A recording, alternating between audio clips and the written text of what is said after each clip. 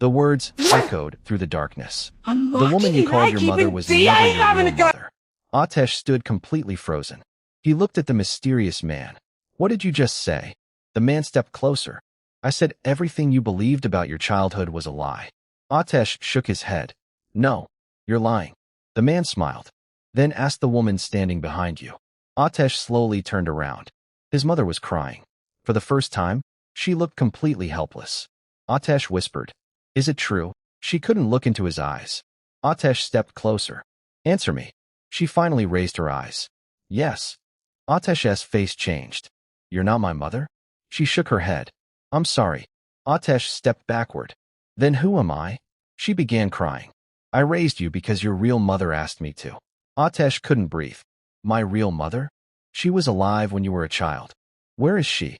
His mother remained silent. Ateş shouted, "Where is she?" The mysterious man interrupted. "She is closer than you think." Eylül looked at him. "You know where she is?" "Yes." "Then tell us." The man smiled. "First, you have to understand why she disappeared." Ateş clenched his fists. "I don't care about the past. I want to know who my mother is." The man replied, "Your mother was the person who discovered the truth about both families." Mercan looked confused. "What truth?" The man looked at her. "The accident was not caused by one person." Everyone became silent. "It was planned by several people." Eylül whispered, "My father." The man nodded. "Your father knew about it." Ateş immediately said, "Stop blaming our parents." The man replied, "Then look at the evidence." He threw an old file onto the table. Ateş opened it. Inside were photographs from the night of the accident. There was Eylül's father. There was Mercan's father. There was Ateş's father. And there was another woman. Ateş stared at her. His hands began to shake. "Who is she?" The mysterious man said, "Your real mother." The phone slipped from Ateş's hand. He stood completely still. "My father." Eylül looked at him in shock. "You said he was dead." Ateş slowly shook his head. "That's what I was told." Mercan stepped closer and asked, "Then who called you?" Ateş looked toward the window. "I don't know." Suddenly, the lights flickered, and Eylül's mother whispered from the darkness, "Don't go to the hospital." Ateş immediately rushed toward her and asked why. She struggled to speak. "Because he wants you to go there." Ateş asked, "Who?" She replied, "Your father. He knows you found the truth." Eylül asked where her mother was, but she only answered, "She went to save you from the person who has been controlling everything." Ateş looked at the woman who had raised him all his life and demanded the truth. He told her that for years he believed she was his real mother. She started crying and finally admitted that she was not his biological mother. Ateş was devastated. She explained that his real mother had asked her to raise him because someone wanted him dead. Ateş demanded to know who was behind everything. But she could only tell him that the same people who wanted Eylül dead were also connected to his past. She then revealed that Mercan's family had also been connected to Ateş's father. Everyone became silent as the mystery grew deeper.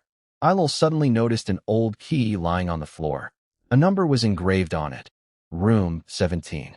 Mercan immediately recognized it as a room in the old hospital. Ateş also remembered the place from his childhood and said that his father used to take him there. Despite the danger, Ateş decided they had to go. Eylül and Mercan followed him because they knew that the truth about the accident might finally be hidden inside that hospital. Meanwhile, Eylül's mother secretly entered the abandoned hospital and searched room 17. She found a small black box containing a memory card and an old letter. Before she could leave, Eylül's uncle appeared. He demanded that. Eylül's hands were trembling as she stared at the photograph. She could barely breathe. The person standing beside her father on the night of the accident was someone she had trusted for years. Ateş looked at her face and immediately understood that she knew exactly who it was. "Eylül, who is that?" he asked. She remained silent.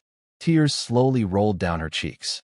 Finally, she whispered, "It's my uncle." Ateş looked at the photograph again. "Are you sure?" Eylül nodded. "Yes, but there's something else." She pointed toward the background. "Look carefully." Ateş moved closer. Behind her uncle stood another person whose face was partially hidden in the darkness.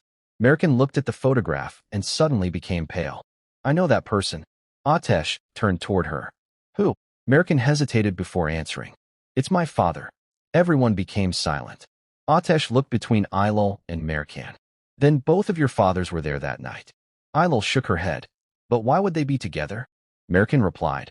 Maybe they weren't working together. Maybe they were trying to stop something.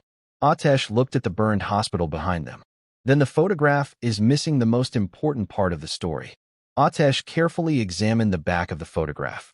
There was a small handwritten message. The accident was only a distraction. Eylül read the words twice. A distraction for what? Mercan suddenly remembered the second file. For taking something from the hospital. Ateş looked at her. What? Mercan replied. Something that could expose everyone. Before they could continue, Eylül's phone began ringing. She looked at the screen. It was an unknown number. She answered cautiously. Hello. A familiar voice replied. If you want your mother alive, come to the old mansion. Eylül immediately asked, Who are you? The caller replied. Someone who has been waiting for you to discover the truth. The call ended. Ateş took the phone from her hand. It's a trap. Eylül look. Ateş stared at the message on his phone. The location was the same road where the accident had happened years ago. Eylül immediately noticed his expression and asked, What happened?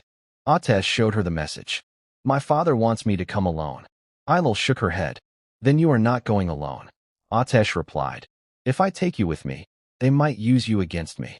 Eylül stepped closer. They have been using me my entire life. I'm done being afraid. Mercan agreed with her. Whatever is waiting there, we face it together. They reached the old road late at night. The place was almost completely silent. Ateş stepped out of the car and looked around. Memories began returning to him. The sound of broken glass, the headlights, Eylül crying, and a woman screaming his name. He suddenly held his head. Eylül rushed toward him. Ateş, are you okay? He looked at her with confusion. I remember something. What? Someone was standing beside the car before the accident. Eylül asked who. Ateş closed his eyes. I couldn't see the face. Suddenly, a car appeared in the distance. It stopped several meters away. A man slowly stepped out. Ateş stared at him. Dad. The man walked closer. It was Ateş's father. Eylül and Mercan remained silent as father and son faced each other after years of believing he was dead. Ateş's voice trembled. Why did you leave me? His father replied. Because staying with you would have gotten you killed. Ateş became angry. You let me grow up believing you were dead. His father answered. I had no choice. Ateş demanded the truth. Who caused the accident? His father looked toward Eylül. Your father and I were trying to protect both of you. Eylül asked. Then why did everyone disappear? He replied. Because someone betrayed us. Ateş asked who. His father looked at him and said. The person